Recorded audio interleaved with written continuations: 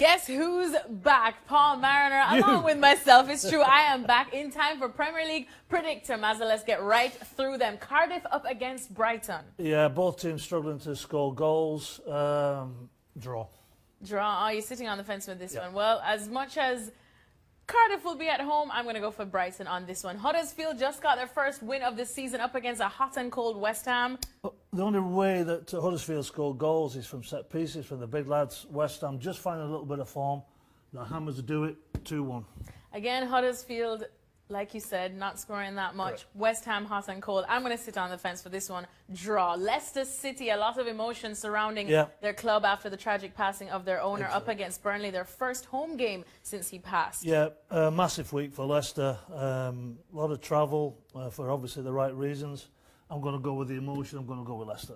I'm going to go with the emotion as well and definitely go for the Foxes at home to take care of the job. Newcastle also getting their first win of the season up against Bournemouth. Yeah, Bournemouth. Eddie Howe's got them going, got some pace up front. Wilson scoring goals, assisting, doing all the right things. Got the call up for England. Draw. Draw for this one. You just fence sit at you. Like I said, Newcastle getting their first win. Momentum on their side. They'll be back at home, so I'm going to go for Newcastle on this one. Okay. Southampton against Watford. Watford, a strange team. Sometimes they play fantastic, sometimes they're absolutely dreadful. I mean, the same can be said for the Saints. They just cannot seem to get it together. Sparky has got to get a win. I can't see it personally. I say Watford are going to win this. Southampton at home, but we don't know where the goals are coming from. I think they've only scored 3 in their last 5 games. Watford as well sometimes look good, sometimes look terrible. So I think I'm going to go for Watford on this one as well. Next up, Maras, we've got Crystal Palace Spurs. A bit better paces. Yeah. I feel a little bit sorry for Roy at Palace. They don't quite do enough to get over the line. They still can't find that goal scorer that they need. Tottenham squad depth's going to be an issue further down the line. I think Tottenham have got enough just to win this game. Difficult game though. Despite Crystal Palace being at home, I don't think they ever like to be at home, really and truly. So I'm going to go with Spurs on this one. Liverpool, Fulham, can you even make a case for Fulham? No. Manager's job at Fulham, obviously, in the biggest talking point. Can't score goals, can't seem to keep a clean sheet. Liverpool will be hurting from midweek. The Pool, win. Whether they were hurting or not, Liverpool are just Liverpool, especially in the Premier League. I pick the Reds to continue. Chelsea, Everton. Yeah, Sarri's done a fantastic job at Chelsea. He rotates the squad. It doesn't seem to matter. Whoever comes in the middle of the park, whoever's at the back. Everton with Richarlison up top, it works sometimes. They're a hard-working side. They're not a glamorous side to go and watch, but I just feel Chelsea got way too much for them. I feel Chelsea will have too much for Everton as well, especially at home. May not be as many goals as we'll see in this Liverpool game, but I do pick a couple. Arsenal, close to your heart, up against Wolves. Well, I think midweek, I think they'll get by Sporting, so that won't be an issue. He's got enough depth to rotate the squad. Wolves have been a really pleasant surprise. I thought they really pushed Tottenham hard last week. In fact, they did push Tottenham hard last week. I think the Gunners have just got enough to get over the line. I've got the Gunners winning. I'll go with the Gunners as well because I'm afraid you'll bite my arm off if I don't. Now is where we get interesting. Manchester City up against high-flying Manchester United after their Champions League result midweek. So how does this go? Well, fantastic result. You could see it brought the squad together for United against Juve. Juve should have been out of sight. They couldn't put the ball in the back of the net. That's not going to be the case against Manchester City. Massive game. City still smarting about last year when they were 2-0 up. United came back. It's a slightly different proposition for City. I just feel that they are so far in front of everybody else. I just can't see this going any other way than City win. My head wants me to go for Manchester City because, of course, that is the obvious pick. But a derby's a derby, and some momentum is there. And I expect Manchester United to at least push. So I'm going to go for a draw and sit on the fence in this one. Thank you so much, Paul Mariner, for this one. Continue tracking all the Premier League action this weekend right here at ESPN. Well, it was a high-scoring week last week. Hopefully it's the same this week. And hopefully we can pick the right players for our ESPN FC fantasy team. Let's get right to it. And a lot of our players this week come from either Liverpool or Leicester. Mohamed Salah, we didn't play him last week. We got away with that one. I'm not doing that 2 weeks in a row, especially with Fulham the visitors to Anfield. He's back in our team and he is our captain. Andrew Robertson, also of Liverpool and Leicester City. We've got a couple of players from Leicester in there, Jamie Vardy and Ricardo Pereira. It's going to be an emotional game for Leicester. Hopefully they get all 3 points at home against Burnley. Elsewhere, Raheem Sterling, City in the derby against United. The choice was that or maybe Sadio Mane. I've gone with Sterling. He's the man in form. Mesut Ozil, when he's playing well, he's wonderful to watch, but he only seems to play well against the teams you would expect him to do well against, like Wolves. He's in the team. Joey Goodmanson, Burnley go to Leicester. And we end with David De Gea, our goalkeeper. Now, in this game, you don't just get points for clean sheets and for wins. You get plenty points for saves as well. I think David De Gea is going to be a busy boy at the Etihad in the Manchester derby. And if he is, that's good for us because it racks up those points. Good luck. Hello, welcome to Extra Time. We have been in the studio for a long time today because we've been recording a lot of different things. Stop moaning. Get on with it. I would like to see whether or not people can guess what Stevie was miming when he was describing what he was describing. Do you know what I'm talking about? No. Yes, you do. No, I don't. Yes. We were just talking about the film. And the film had a character in, yes? No. I don't know what you're talking about. Right, I'm going to write it down. Oh, it? Oh, clown. Yeah, I don't like clowns. Yeah, no, but how did you mime a clown? No, it was more of a... How is that a clown? No, that's the other one. That one. It's like, you know, I like it. But the worrying thing is, Paul knew exactly what he was doing. No, I did. We've been together a long time now. Right, I didn't realise that. Then all on the the road a few doors times. fall off. The doors fall off. The Wheels smoke- fall off. And the wheels fall off. And the Smoke smoke comes out. Okay. Pretty normal, Jenna.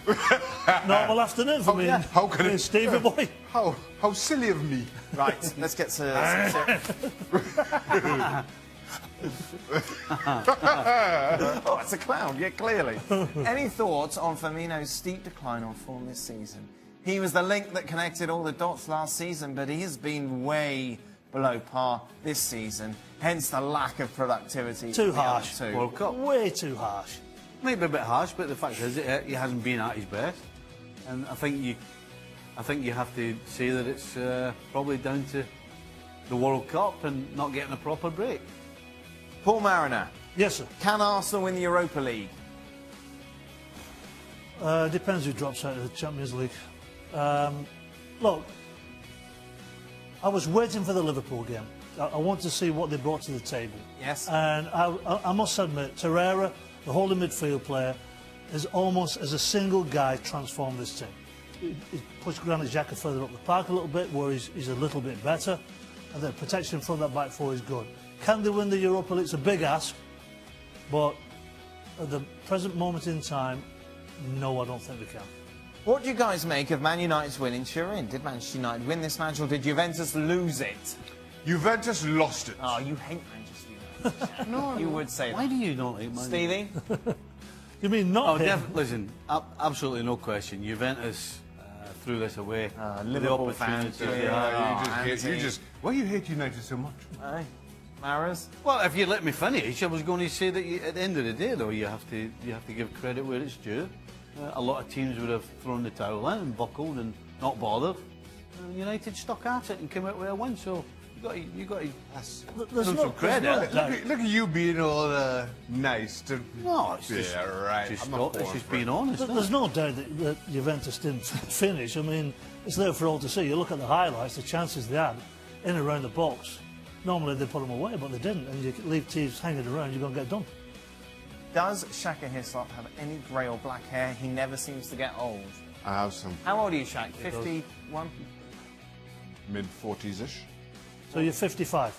I'm mid-40s. He does have grey hairs. Shaka's 49. Next year's the big one, isn't it? Oh, get on that Wikipedia. Stevie, have a pal. look. Can you see some grey hairs? Oh, I I've got can see it, yeah. You say when you grow a beard, Shaq? Yeah, when I don't, if I don't shave for a few days, you can see my kids 2 laugh. days? I said And you if I get a don't beard shave- in 2 days? No, I said if I don't shave for a few days, you can Wow. see the greys coming in, and my kids start laughing at me. So Hold on.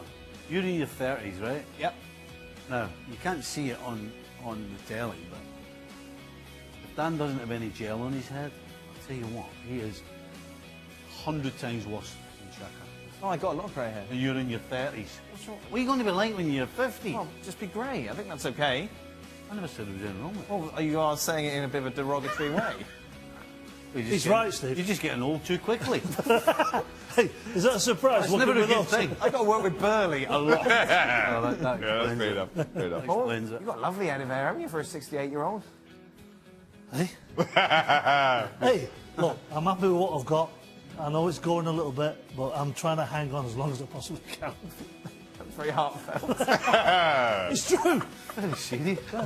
Not going anywhere. It's Yeah, but there's plenty. no danger. You've got a bathroom in the morning. You look a bit of a sight in the morning, right? So you're trying to liven it up a little bit. And then, because the inside forwards are going. The inside forwards are going. Maybe So centre that's it half. after a bit So you of have a work. look- The isn't centre it? half's going. You have a little comb over? You have a little comb over? My goalie's going as well. It's there, isn't it? Well, some would say not. Beard, grey. I can't grow a beard. I've never been able to grow a beard. Why, what happens? I don't know. Not enough something in the mix, I suppose. How do I know? I mean, a lot of people can't grow beards, right? I can't. I'm one of them. I can't grow a beard. Can you? Dan can't grow a beard. I can grow a beard. Dan, you cannot grow a beard. Oh, yeah, You big cannot grow a time. beard. What? Behave yourself. Why? No. You cannot. Well, what, hey, let's have a bet till Christmas. Grow a I'm beard. gonna grow a Come beard. on. Hold on, isn't gets Movember, really was itchy. it, was it Yeah, Movember, it's kicked thingy? off. It's kicked off. Okay, so two of you have a little grow of the old Okay.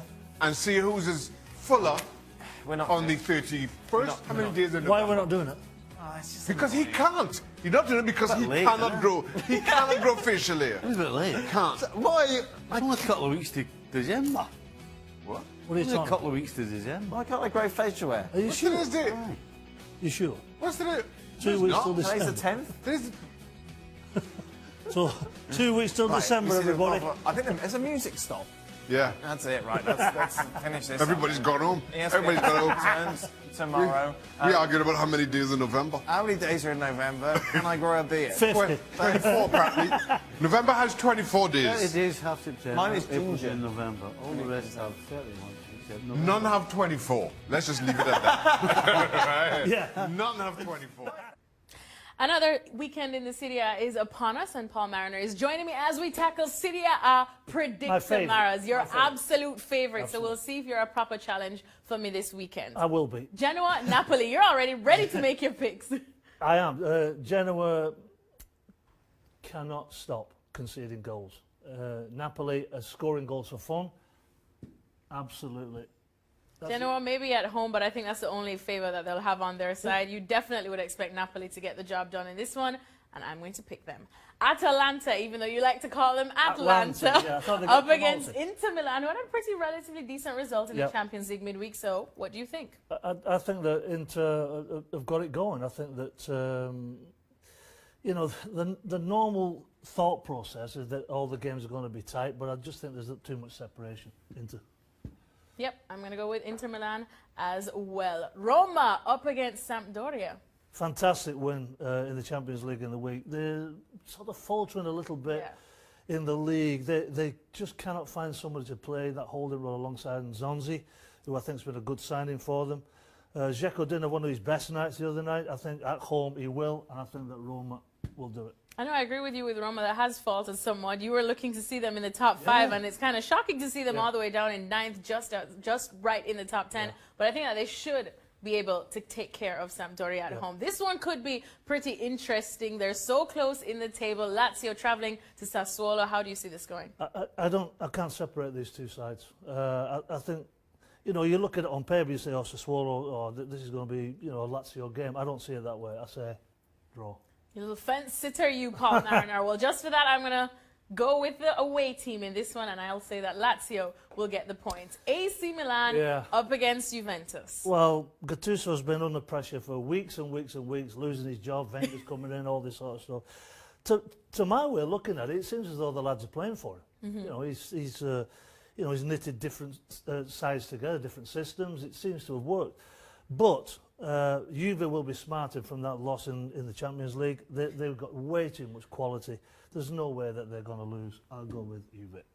Almost want to stick my neck out and go for a draw in this one, but yeah, don't. I think I'm going to go with Juventus on this one to bounce back from, even if they really were actually heartbroken by Manchester United midweek. I don't think they will be that heartbroken, but I do pick them to get the job done. Thanks so much, Paul Mariner. Continue tracking the Serie A, you know where, right here at ESPN FC. Big games across the globe at this weekend. Let's focus on the one in Italy, shall we? AC Milan taking on Juventus. Paul, both teams with points to prove going into this clash. Absolutely. Gattuso under pressure, playing different systems, players not being fit, people getting fit, so he's adjusted his system to his favourite system. Juve will be smarter. Yeah. They really will from the midweek against Manchester United. They'll want to put it right. I'm sure that they'll have the finishing boots on. I can see only Juventus win. Really? Yeah, I just think they'll bounce back. Who have you got in this one, Shaq? I've got to have Juventus here, and I'm with Paul. I think Juventus know, and they've learned by harsh experience, that you've got to finish games off, take these chances when you have them. I think they'll get those chances against Milan. They won't make the mistakes that they did against United. This game could be over and over very early. Oh. Yeah, we've all been in the position that Juventus are in after that game, and it makes you sharper, it makes you more focused. And so that has got to be bad news for AC Milan. So I'm the same as the boys. I just don't see any way how Juventus don't win this game. Gentlemen, thank you very much, as always, for all the latest Serie A news. Keep it right here on ESPNFC.com. What would your day be without Transferita, right, Paul Mariner? We've got to tackle some rumors going around. None more or bigger than this one that we've been talking about for some time now, ever since Courtois went over to Real Madrid. And we keep saying Madrid do not deserve Keylor Navas, so do Juventus deserve him? And would that be a hit or a miss in your eyes? It'd be a hit for me. I think that, look, Szczesny, even when he was at Arsenal, wasn't really my cup of tea. He's okay. But, you know, if you're going to try and win the Champions League, you need a top keeper. He is a top keeper. He is a top keeper. For him, you know, Courtois there. Is he going to get a look in? You know, he's too good to just sit on the bench. I think this is a good move for both. I think it's a hit. Arnautovic now to Chelsea. Hit or miss? If you get him on side, Arnautovic, he's a fantastic player. But he's a little bit moody, to say the least. Now, with Morata coming into goal-scoring form, do Chelsea wait a little bit? Do they see how he's performing now with his confidence is up a little bit? They say he's a little bit fragile in between the ears. I mean, Arnautovic is a handful, don't get me wrong. I'd stay with Morata a little bit longer, because if they do get him in the January window, if West Ham want to sell him, it's going to cost an absolute fortune. I'm not a fan of the January window, so I'm going to say a miss. We have a pair of Liverpool players in this one, Moreno and Lallana. First, let's start off with Moreno. Back to Sevilla. Yep. Is that the only option for him right now? I think it is. I think with what Liverpool have got at the moment, Robertson is absolutely gotten way beyond everybody's expectation. When he comes in, he doesn't really look right in the way that Klopp wants to play. So, again, it's one of those things. I think the club can make a few bob, and I think that the player will enjoy that. So I'm going to say, yeah, get yourself away, mate. What about Lallana? This is a strange one. He's had all these terrible injuries, and you know, England are waiting for a creator. I thought, is he going to be that creator? Is he going to be that number 10? He's got the ability to do so, but when he comes into the big games, even the other day, he didn't do enough for me. I'm not sure whether he fits into what Klopp's doing. Yes, he's on the depth chart. I completely understand that. But I'm not sure if he's that type of player that fits into Klopp's plans. So, for Lallana, this is a difficult one. I'm going to say no, just for squad depth. Because I don't think he gets in the 11. I really don't. And finally, Mauro Icardi from Inter to Chelsea. Would that be a hit? We already know the quality player that he is. Well, we've banged the drum about Morata. I think what Chelsea are doing, they're exploring their options. Yeah. If it's Arnautovic, you know, can they get Icardi? Icardi's going to, you know, will they want to sell him? I wouldn't want to sell him. So would it be a good move? I'm not quite sure. Sarri knows way better than I do whether he would fit into Chelsea and fit into the Premier League. He's a goal scorer. I mean, he puts the ball in the back of the net for fun. So I like Morata. I've been banging the drum for him, but I'm going to say that'd be a good move for Chelsea. All right, so 3 hits and 2 misses for Paul Mariner. Continue tracking all of these rumors from the transfer window right here at ESPN FC. No question where the big game in Germany is this weekend. Borussia Dortmund taking on Bayern Munich. Bayern have dominated the exchanges over the year, but Dortmund, of course, flying so far this season. For more on this game, let's go to Dortmund and join Raf Honigstein. The Signal Iduna Park is going to be rocking on Saturday night when Bayern Munich come into town for the big showdown of this Bundesliga season. Dortmund 4 points clear at the top of the table with a real possibility and opportunity to deliver a knockout blow for Bayern psychologically, because of course Bayern can always come back. I think there's a fear that we haven't seen the best of Bayern yet, and Dortmund might yet stumble after having a flawless season, undefeated domestically. But right now they are the favourites. Even Uli Hoeneß, the Bayern president, has admitted as much. For Lucien Favre and his side, I think it's a real opportunity to show that all the early results are not just a function of momentum, a function of a great start, but actually symbolic of a deeper sense of progress, blending that lovely sense of youthful dynamism with the steel and structure that the likes of Axel Witsel provide, and the intellectual guidance courtesy of Lucien Favre. Bayern, though, by contrast, are reading a little bit from a sense of staleness, from a sense of looking for the right direction, and you wonder whether a defeat here will hasten that awakening or only increase to what is already a very volatile situation in Munich right now. Paul Mariner back in the house, and we are about to tackle La Liga predictor. He's my challenger this week, or maybe I'm his challenger because he is the expert. Let's go with Atletico Madrid against Atletico Bilbao. Yeah, fantastic result in the week for Atletico Madrid. A little bit in and out, but I just feel at home very, very difficult to beat. I'll go for Atletico Madrid. I'm going to go for the home side as well for all of those reasons that you just said, Maris. Barcelona, can you even make a case for them to lose this match against Real Betis? No, I don't think Messi will play. He's back training apparently. But no Messi, no problem apparently. No Messi, no problem. Apparently Coutinho is probably not going to be fit as well, so that's another issue. But I think they've got enough. Barca. Guys, it's Barcelona. I'm going to have to go for Yeah, they've them. got too much quality. Sevilla against Espanyol. Yeah, it's a similar situation to Atletico Madrid. I think Sevilla at home, they're a very, very difficult proposition. I'm just going to go home. It seems like we're almost agreeing on just about everything on this one. So I'm going to go with Sevilla as well. Celta Vigo hosting a somewhat wounded Real Madrid, Maras. Yeah, a little bit. But Santi, our old mate at ESPN FC, he's got the boys rolling. You know, he's winning games, seemingly very comfortably. Not saying everything's happy in the camp, but this is absolutely no-brainer. They'll win.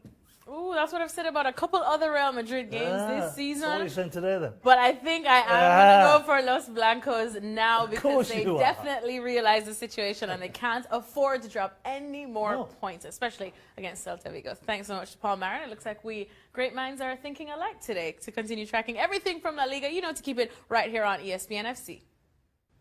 England have announced their squad for their upcoming matches, a friendly against the United States and, of course, the UEFA Nations League clash with Croatia. That's going to be a juicy one. Paul Mariner still has nightmares of that World Cup game. But, Maras, let's look at the squad from the back straight up to the front. We have a look at the goalkeeper, some of the usual suspects, Jordan Pickford and Jack Butland. You'll see that Lewis Dunk, the Brighton centre-back, he's uncapped. He's been included. And Michael Keane recalled after a year. What do you think of this? Well, for the life of me, I don't know why you need 4 goalkeepers. It doesn't make any sense to me at all. You can see these lads in the Premier League or in the Championship, wherever they're playing. Yes, I know it's nice to see them in training, but 4 goalkeepers? I mean, sometimes 3 is too many. And then you look at the defensive side, you know, Lewis Dunk coming in, you know, a bit of an eyebrow raiser. Michael Keane coming back in, no Harry Maguire through injuries, makes a little bit of sense. But I think that group is fairly well, you know, set in stone. All right, well, let's have a look at the more exciting part of the pitch that Paul Mariner likes. Now is where we're talking business. Midfielders there, you see Dele Alli is back. So is Jesse Lingard after they missed out on the last couple rounds of international activity. But Callum Wilson highlighted, the Bournemouth man, that there's been a lot of hype surrounding him. He's earned his first call-up. He has. What do you make of the timing of it and just the transition that you expect him to go through from club to now playing for country? I think the timing is perfect. I mean, he's scoring goals, he's assisting, he's doing everything, he's threatening the back line, he's holding the ball up. You know, he's extremely mobile. And at an international level, that's exactly what you need. If you've got some quality with speed, we know it kills. We've been waiting for Raheem Sterling to produce, you know, he creates the chances. or he can't put the chances away, you know, now he's starting to put the ball in the back of the net. Now, it's always nice to have people that can do that. I've been banging the drum about we need a creator, we need a number 10. Is Dele Alli going to eventually be that number 10 that all the great teams have? I'm not quite sure. But I just hope that Southgate gives them a chance. You know, it's all right in training, it's all right doing stuff in training when you're in not so much your comfort zone, because you're always trying to prove yourself.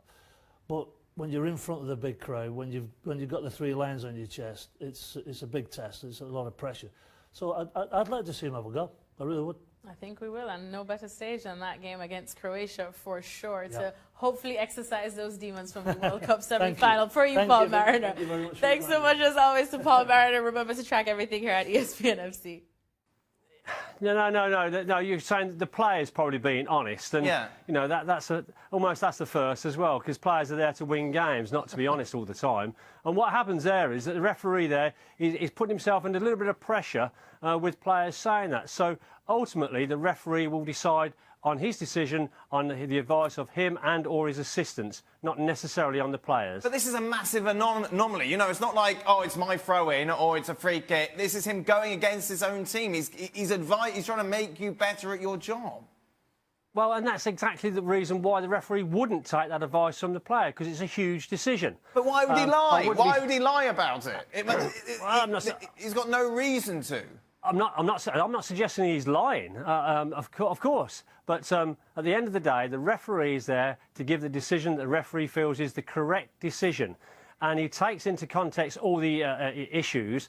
But one thing he wouldn't do is take directly what the player has told him, because otherwise that leaves him wide open for other players to say other things and maybe not be as honest as their opponents. So at the end of the day, it's the referee's decision, and he takes it probably in context with what his assistant said, but certainly not what the players say. Last thing I want with Peter here is to discuss Neymar and his comments after the midweek match, saying the referee told me something he should not have. I do not want to repeat what he said to me. However, somebody high up should do something. He cannot be as disrespectful as he was with me. Peter, did you ever say anything disrespectful to the players that you officiated? Is this the norm? Well, certainly it's not the norm. I've had a few players say a few things to me, by the way. Sure. That's been out of the norm. But no, I think it's very rare that you get a player who's won the game, who's played very well, who's on a high, criticise the referee. And I think in Mr. Neymar's case, he's feeling a bit of pressure there, and he's choosing to criticise the referee. Now, if the referee said something to him, then the referee's out of order. You know, I can't condone that. I won't justify that at all. The referee needs to set himself that little bit above everything else in order to make sure that you know, the rules of the game, and he controls the game well. And if Mr. Neymar feels that it's gone against him, then that's a different subject. But from a personal point of view, yeah, I've said a few things to players and they've said things to me, but it's been on a level footing. Never before have I sort of tried to belittle a player or even, you know, be derogatory towards a player.